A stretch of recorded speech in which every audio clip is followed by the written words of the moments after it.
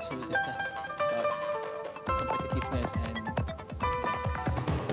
dan bertemu kembali anda bersama saya Theresa Goh. Masih lagi di Bersama Malaysia, kita akan bincangkan tentang GST dan juga pencukaian, dan seterusnya bersama dengan Farah Rosley dan juga Theresa Goh daripada Farah Rosley daripada Ernst & Young dan juga Theresa Goh daripada Deloitte Malaysia.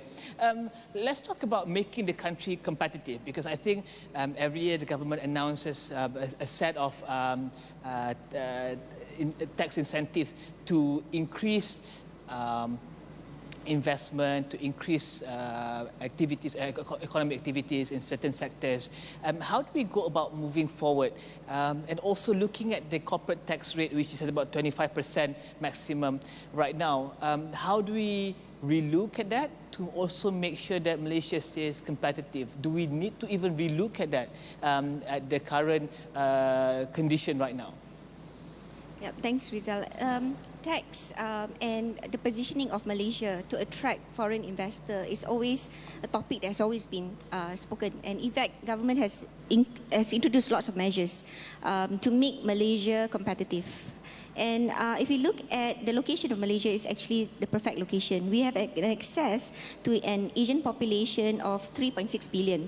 And this is at 2013, and it's a growing population, and we are right in the center. Our accessibility to the various Southeast Asian countries is just with probably between 1 hour to 5 hours. Yeah. So very nearby, and that's the access. And KL has access to 2 trillion and growing regional market. 2 trillion of that, and the number is growing. It's actually an exponential growth.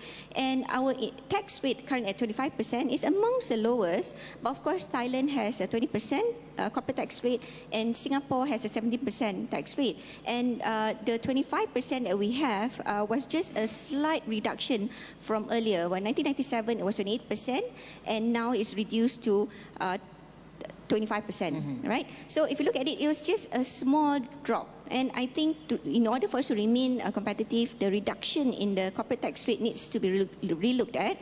But of course, also introducing other measures, because with the reduction of corporate tax, we're also looking at other sort of investment.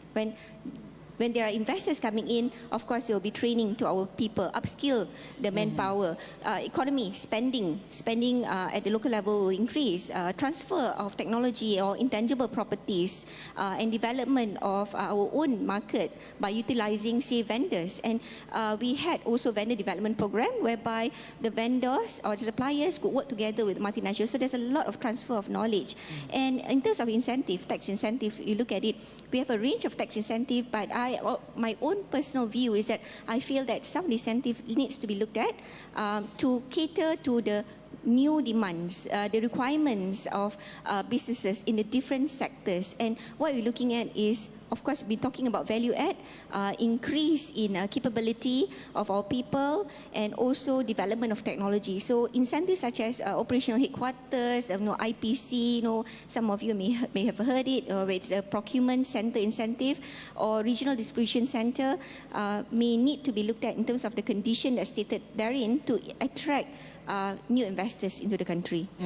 I think my thoughts are that in the long run, right, we have no choice. In order to stay competitive and remain competitive, we need to reduce our corporate tax rate. But we will have to have a runway first, get our GST revenue stabilized and all that first, and then before we can talk about, really reducing it, to the rate of like 20 or 17%. Okay. So that's one thing. But in the long run, I think that's what we need to do. Now we have lots and lots of incentives, and it's very confusing. So we need to revamp this so that investor will not be confused, right? So in the future, if you reduce corporate tax rate, then we don't have to give so many different types of incentives. That would be a great thing. Okay.